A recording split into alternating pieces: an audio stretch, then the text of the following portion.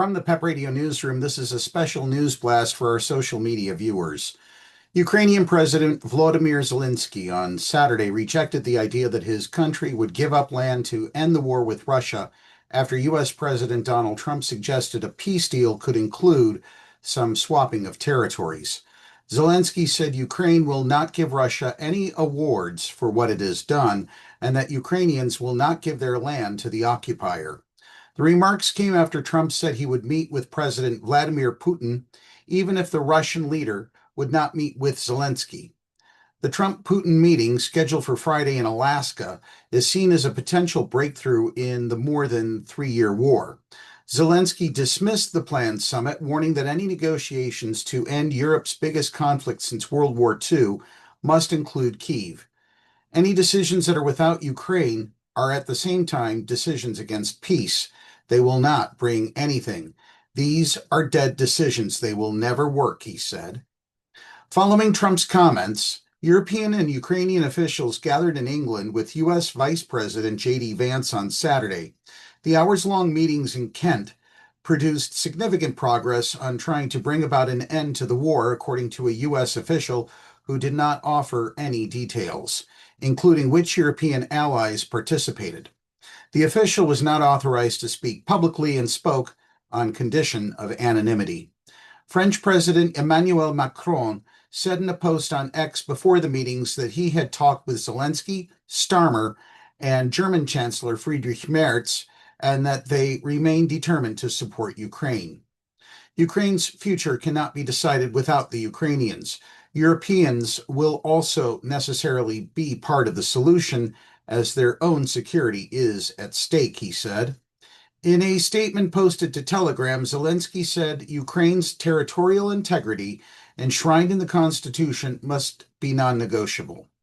Ukrainian officials previously told the Associated Press privately that Kyiv would be amenable to a peace deal that would de facto recognize Ukraine's inability to regain lost territories militarily.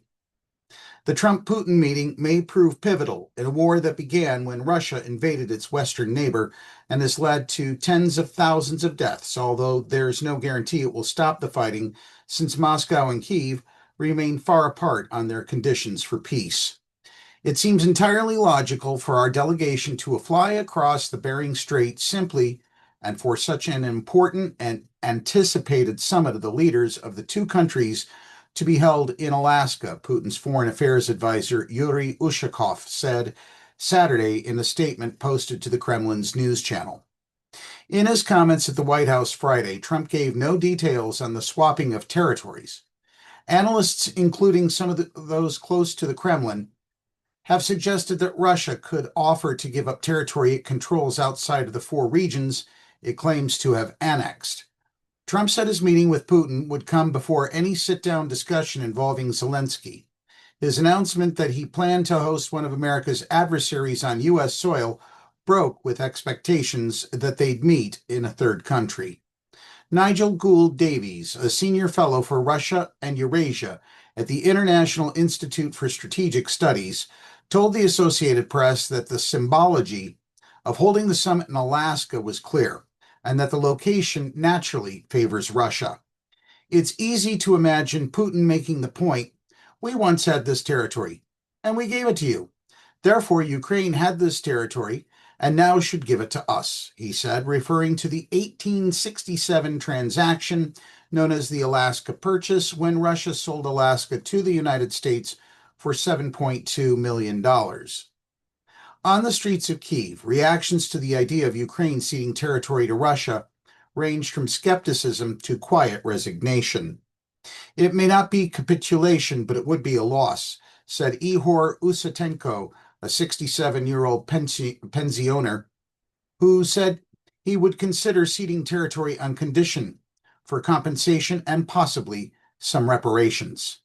Anastasia Yemelyanova, age 31, said she was torn. "Honestly, I have two answers to that question. The first is as a person who loves her country. I don't want to compromise within myself," she told the AP. "But seeing all these deaths and knowing that my mother is now living in Nikopol under shelling, and my father is fighting. I want all this to end as soon as possible. Svetlana Dobrynskaya, whose son died fighting, rejected outright concessions but supported halting combat to save lives. We don't have the opportunity to launch an offensive to recapture our territories, the 57-year-old retiree said. But to prevent people from dying, we can simply stop military operations, sign some kind of agreement, but not give up our territories. Before Trump announced the summit, his efforts to pressure Russia to stop the fighting had delivered no progress. Trump had moved up an ultimatum to impose additional sanctions on Russia and introduce secondary tariffs targeting countries that buy Russian oil if the Kremlin did not move toward a settlement. The deadline was Friday. The White House did not answer questions Saturday about possible sanctions. The Kremlin's bigger army is slowly advancing deeper into Ukraine at great cost in troops and armor, while it relentlessly bombards Ukrainian cities. On Saturday, 2 people died and 16 were wounded when a Russian drone hit a minibus in the suburbs of the Ukrainian city of Kherson, Regional Governor Oleksandr Prokudin said. 2 others died after a Russian drone struck their car in the Zaporizhzhia region, according to Regional Governor Ivan Fedorov. Ukraine's Air Force said it intercepted 16 of the 47 Russian drones launched overnight, while 31 drones hit targets across 15 different locations. It also said it shot down one of the 2 missiles Russia deployed. Russia's defense ministry said its air defenses shot down 97 Ukrainian drones over Russia and the Black Sea overnight, and 21 more Saturday morning. That's the News Blast. If you like our news videos, please subscribe to our YouTube channel. From the PEP Radio Newsroom, I'm David Moore reporting. Thanks for watching.